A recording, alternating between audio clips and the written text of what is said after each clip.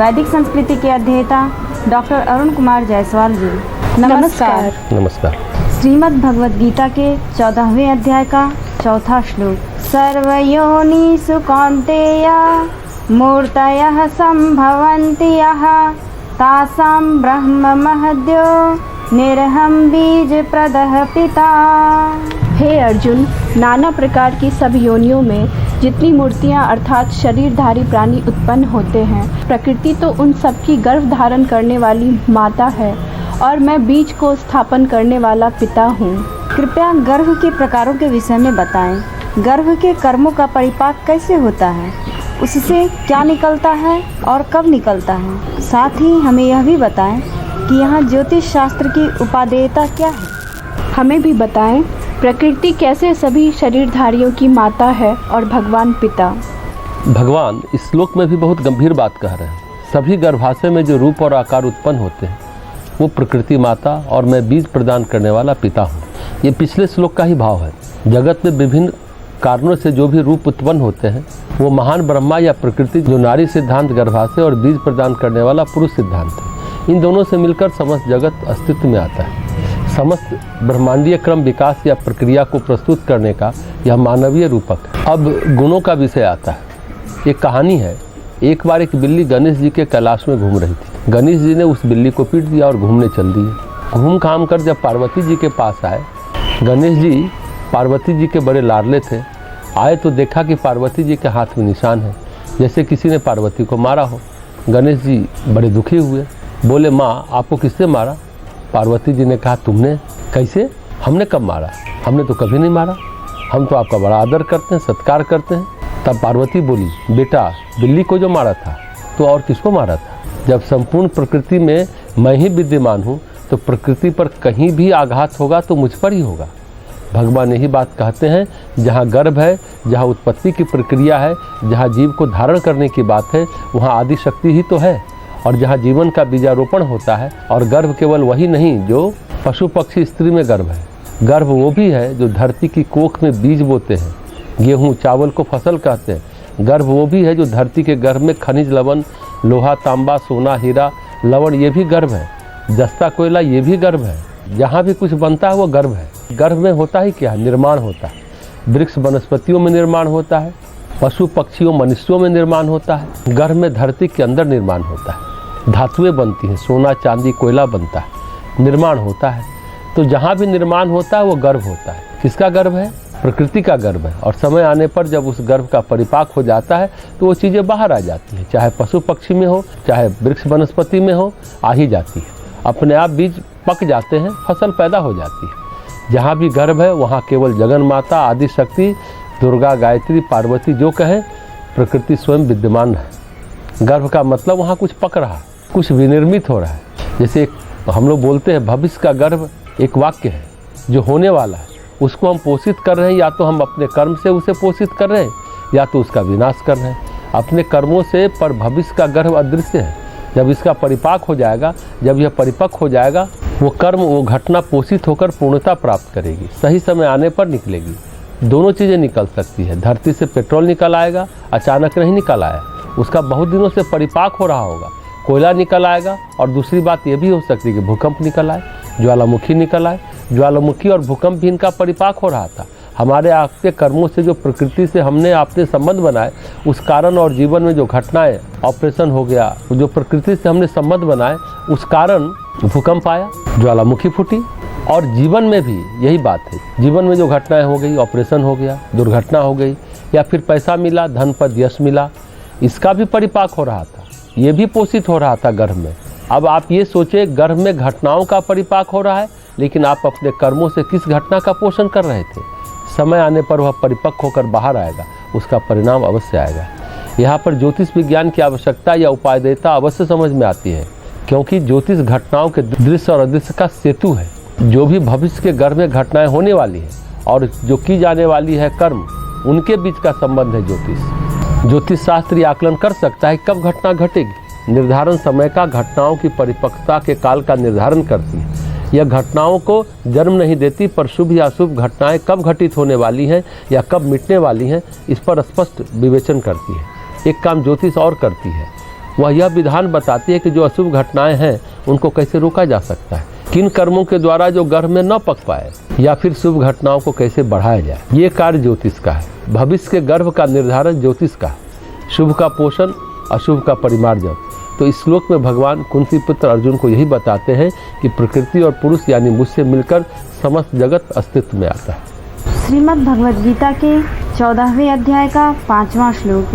सत्वं रजस्तम इति गुणाः प्रकृति संभवाः निबध्नन्ति महाबाहो देहे देहिनमव्ययम्।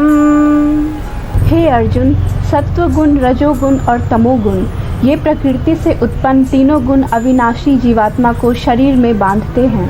कृपया तमस, रजस और सत्व के स्वभाव के विषय में बताइए। क्या जीवन यापन के लिए ये 3 गुणों की आवश्यकता है? हमें भी बताएं, मनुष्य में जाति भेद क्या है। साथ ही यह भी बताइए कि मनुष्य के विकास का क्रम क्या है और परमहंस कौन है। 3 गुण जो प्रकृति से उत्पन्न है, समस्त प्रकृति सत्व, रज और तम का संगठन है, यानी ब्रह्मांड है।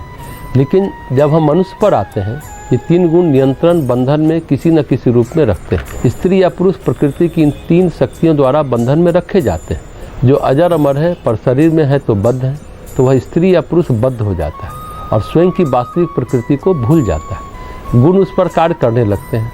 प्रकृति के प्रभाव के कारण वह अपनी मूल प्रकृति को भूल जाता है। इसका कारण सत्व, रज और तम है जो हमें बांधते हैं। अब इस श्लोक में महत्वपूर्ण बात यह है कि अगर तमस और रजस घनघोर है तो जीवात्मा सोच ही नहीं सकती, विचार ही नहीं कर सकती। जब सत्व बढ़ता है तो विचारशीलता पैदा होती है। तमस में जड़ता है, रजस में क्रियाशीलता है और सत्व में विचारशीलता है। तमस का मतलब शूद्र, रजस का मतलब क्षत्रिय और वैश्य तथा सत्व का मतलब ब्राह्मण। जहाँ जहाँ तमस है वहाँ वहाँ क्षुद्रता है, जड़ता है। जड़ता तोड़ने के लिए कर्म और कर्म की क्रियाशीलता को तोड़ने के लिए चिंतन। कहते हैं शूद्र यानी सेवा, सेवा उसका स्वभाव है, तो सेवा करेगा तो जड़ता टूटेगी। तो तमस को तोड़ने के लिए कर्म और कर्म यानी रजस को तोड़ने के लिए त्याग, निष्कामता यानी सत्य, कर्म से ऊपर उठने के लिए निष्कामता। वैश्य पूर्णतः निष्काम नहीं हो पाता, लेकिन क्षत्रिय निष्काम हो पाता है। जीवन को दांव पर लगाता है, दूसरों की सेवा रक्षा के लिए रण में। और जब निष्कामता हो जाती है, स्थिरता हो जाती है, तो सत्व पैदा हो जाता है, बढ़ जाता है। फिर सत्व को भी पार करने के लिए चिंतन ज्ञान, इस ज्ञान से परमेश्वर के सदचिंतन से जीवात्मा अपने स्वरूप का स्मरण और अनुभूति करके अपने स्वरूप में प्रतिष्ठित हो जाती है, प्रकृति को पार कर जाती है। क्यों कहा गया कि शूद्र वेदों के अधिकारी नहीं है? शूद्र उन्हें धारण नहीं कर सकते, उनके दिमाग में जड़ता छाई हुई है। प्रश्न ये नहीं कि शूद्र शरीर नहीं है, शूद्र प्रकृति है। वैश्य शरीर नहीं है, वैश्य प्रकृति है। क्षत्रिय शरीर नहीं है, क्षत्रिय प्रकृति है। जन्मना जायते शूद्र, जन्म से तो सभी शूद्र हैं।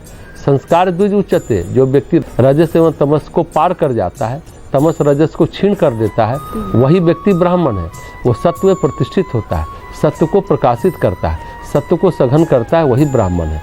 यहाँ जाति सूचक शब्द व्यक्ति के लिए नहीं, वृत्ति के लिए बताया जा रहा है। इसको ध्यान से समझने की बात है। लोग इसको दूसरे तरीके से भी ले लेते हैं, सोचने लगते हैं और फिर नकारात्मक भाव पैदा होता है। यह जाति सूचक शब्द व्यक्ति के लिए नहीं है, वृत्ति के लिए बताया जा रहा है। विकास क्रम है, ये सबके जीवन में आता है। और जो सत्य को भी पार कर जाता है वो सन्यासी है, वो 5वीं जाति है। वैसे सन्यासी की जाति नहीं होती, इसलिए तो कहा जाता है कि जब वो सन्यास धारण करता है वो सतरज तम से पार हो जाता है, वो शूद्र वैश्य ब्राह्मण क्षत्रिय से पार हो जाता है। वैसे जैसा हमने कहा सन्यासी की जाति नहीं होती। फिर वो सन्यासी किसी भी जाति का क्यों न हो, लेकिन वो सत्यस्थ हो गया, जीवन से, प्रकृति से, लोभ से, मोह से पार कर गया, तो वो परमहंस है। वह परमहंसत्व को प्राप्त करता है। व्यवस्था की दृष्टि से, सुविधा की दृष्टि से, जैसे police colony, doctors colony, engineers colony, professors colony का वर्गीकरण हम लोग करते हैं। कोई ऊंचा नीचा नहीं है, एक ही प्लेटफार्म पर 4 भाग है, कोई नीचे कोई ऊपर नहीं है। पर यहाँ जो बातें की जा रही है वह जन्म के आधार पर नहीं, वृत्ति के आधार पर, प्रकृति के आधार पर, कर्म के आधार पर निर्धारण है। ऐसा नहीं कि तम महत्वपूर्ण नहीं है, रज महत्वपूर्ण नहीं है, खाली सत्व महत्वपूर्ण है। यहाँ यह भी कहा जा रहा है कि सत्य को भी पार करो, फिर सत्य भी महत्वपूर्ण नहीं है। सबों से पार, संसार से पार जीवात्मा बंधन तोड़कर मूल स्वरूप में स्थित हो। बाह्य प्रकृति की दृष्टि से देखें तो सृष्टि में संतुलन के लिए तीनों गुणों में संतुलन आवश्यक है। खाली सत्व बढ़ेगा तो भी शिथिलता आ जाएगी, खाली तम बढ़ेगा तो भी जड़ता शिथिलता आ जाएगी। क्रियाशीलता के लिए रज भी जरूरी है, पर क्रिया का दंभ नहीं होना चाहिए। तो भगवान कहते हैं यही तीन गुण जीवात्मा को बांधते हैं। ये तीन गुणों का अतिक्रमण करते करते हम प्रकृति को पार कर जाएंगे। एक बात और, अतिक्रमण चाहे आप शुद्ध से शुरू करो, चाहे वैश्य से, चाहे क्षत्रिय से, लेकिन कर्म करते वक्त भगवान का चिंतन, भगवान में विसर्जन जरूर होना चाहिए। जाति यहाँ मनस्थिति का प्रतीक है। शूद्र में धारणा नहीं है, वैश्य में भी धारणा नहीं है। उच्च स्तरीय तत्वों की धारणा कहाँ हो सकती है? शूद्र में तमस है, वैश्य में स्वार्थ है, निष्कामता नहीं है। क्षत्रिय में निष्कामता है, पर क्रिया का बोध बहुत है, कर्म का वेग बहुत है, मैंने ये किया, मैंने वो किया। ब्राह्मण में धारणा है, हालांकि क्षत्रिय वैश्य थोड़ी थोड़ी धारणा कर पाते हैं, लेकिन धारणा का मतलब जहाँ बात पलक झपकते समझ में आ जाए वो ब्राह्मण में। ब्राह्मण प्रतिभा, मेधा, प्रज्ञा का संगठन है। सत्व का जितना भी प्रकाश है उसके मस्तिष्क पर छाया हुआ है, और हम सभी जीवात्मा को सत्य को भी पार करना है। वहाँ सत्य पर रुकना भी अधूरापन है। जो भी प्रकृति को पार कर जाए, परमेश्वर में विलीनता, परमेश्वर के स्वरूप में स्थिति, वह सत्यस्थ हो गया, वो सन्यासी हो गया, वो परमहंस हो गया। तो जो सिर्फ स्वार्थ की बात करता है वह वैश्य है। वही व्यक्ति जब यह कहता है मैंने यह किया वह किया, तो क्षत्रिय। कभी उसकी मनस्थिति में कुछ सूझ नहीं रहा, चुपचाप पड़ा रहा, आलस में है तो शूद्र। फिर कभी मन में चिंतन में तत्वज्ञान चलने लगा तो ब्राह्मण हो गया। फिर कभी ज्ञान निरर्थक न लगे तो फिर समझो वह पार कर गया। फिर लौटेगा नहीं, ऊपर नीचे नहीं होगा, ऊपर ही ऊपर रहेगा। तो ये बातें समझने की है। और जब ये चारों वर्ण की बात चल रही है तो उसमें एक बात और समझने की है। एक ही दिन में हम जब पढ़ाई करते हैं तो ब्राह्मण हैं, रास्ते पर चल रहे हैं, कहीं कोई ऊंच नीच हो रहा है, हम उसकी सुरक्षा करते हैं तो क्षत्रिय हैं। और टट्टी करने गए, टट्टी को साफ किया, और जब तक फिर हाथ को साफ नहीं किया तब तक वो हाथ शूद्र कहलाता है। ऐसा नहीं कि हमेशा अछूत रहता है। एक ही व्यक्ति अपने कर्म के द्वारा पहचाना जाता है। आप किस समय कौन कर्म कर रहे हैं तो उस तरह का वर्ण आपका बन जाता है। ये समझने की बात है। जाति सूचक शब्द ये नहीं है, ये प्रवृत्ति की बात है, वृत्ति की बात है, मनोवृत्ति की बात, मानसिकता की बात है।